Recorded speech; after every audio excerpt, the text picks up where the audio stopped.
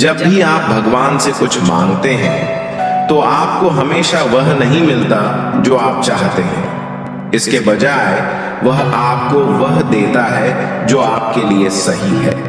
इसीलिए वे कहते हैं कि सब कुछ एक कारण से होता है। अरे दोस्तों, मोक्ष की एक नई श्रृंखला में आपका स्वागत है, जिसे भगवत गीता के पाठ कहा जाता है।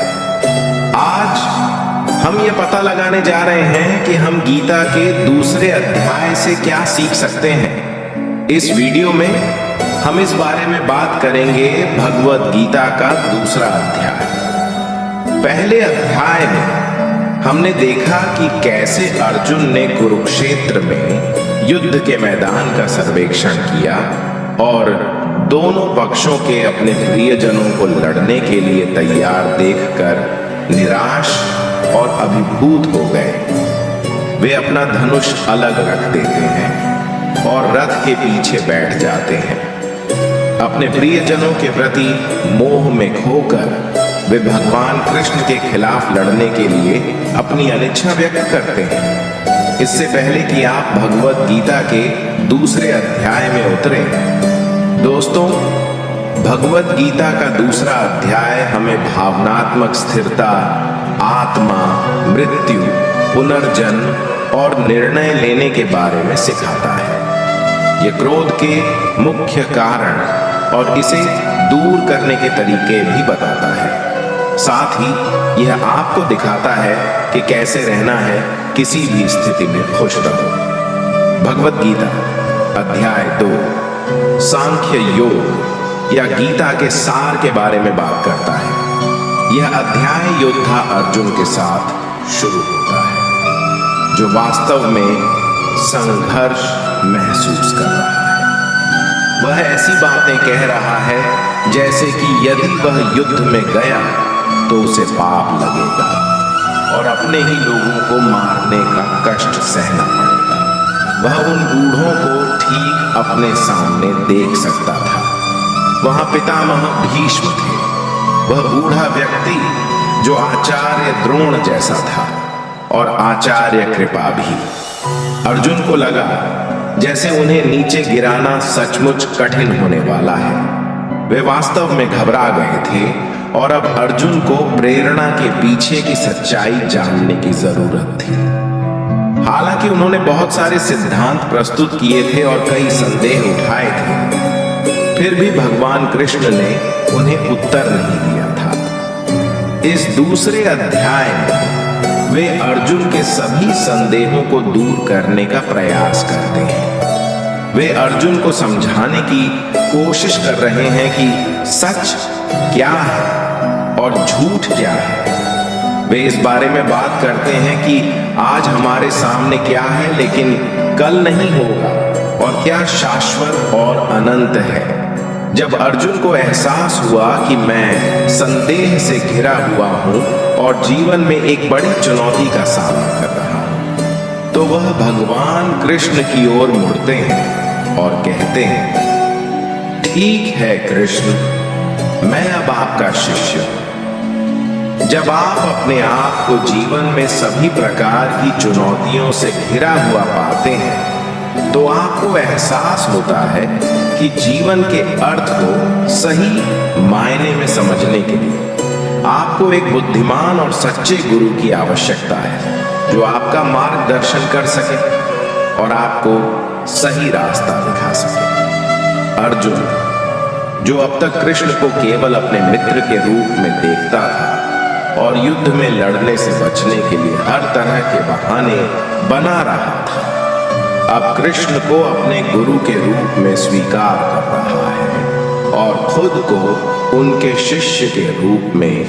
स्वीकार कर रहा है। हे कृष्ण, मैं समझ नहीं पा रहा हूं कि क्या सही है और क्या गलत, इसलिए मैं मार्गदर्शन के लिए आपकी ओर रुक कर रहा हूं।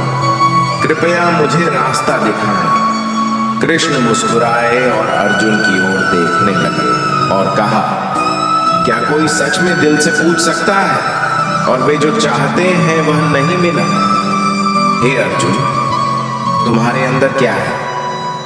तुम्हारे जैसे योद्धा को किसी और की मौत से नहीं डरना चाहिए। और सच में, क्या तुम सच में सोचते हो कि ये लोग सिर्फ इसलिए मर जाएंगे क्योंकि तुम उन्हें मारोगे? आप सहित इन सभी लोगों का एक पिछला जीवन था और एक भविष्य भी होगा। इसलिए जिस तरह से आप अभी परेशान महसूस कर रहे हैं, वह अधूरी सोच है। और जहां तक आप उनकी मृत्यु के लिए दोषी महसूस करने का सवाल है, तो बस यह जान लें कि वे कौन हैं, उन्हें किसने मारा। और ये लोग मरने के बाद मेरे पास आए, क्योंकि वे सिर्फ उनके शरीर नहीं, वे आत्माएं हैं। और आत्माओं को किसी भी तरह से नष्ट नहीं किया जा सकता है। एक आत्मा अगले जन्म के लिए अपना शरीर वैसे ही छोड़ देती है जैसे आप अपने कपड़े उतारते हैं। इस आत्मा को न तो किसी हथियार से काटा जा सकता है, न आग से जलाया जा सकता है, न पानी से भिगोया जा सकता है, न हवा से सुखाया जा सकता है। आत्मा पुनर्जन्म लेती रहती है, हर बार एक नया शरीर धारण करती है। यह सिर्फ प्रकृति का चक्र है।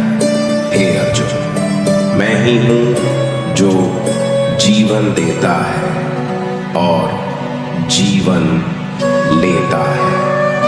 अब मुझे बताओ, क्या तुम एक मृत प्राणी को वापस ला सकते हो जिंदगी? यदि आप मृतकों को जीवन नहीं दे सकते, तो आप जीवितों को मार भी नहीं सकते, क्योंकि जीवन देने वाला भी मैं ही हूं और छीनने वाला भी मैं ही हूं। और मैंने उनकी मृत्यु तुम्हारे हाथों लिख दी है। जब प्रकृति इस तरह चलती है, तो आप क्या कर सकते हैं? अर्जुन, जिस योद्धा को युद्ध में लड़ने का मौका मिलता है, वह सिर्फ भाग्यशाली नहीं है।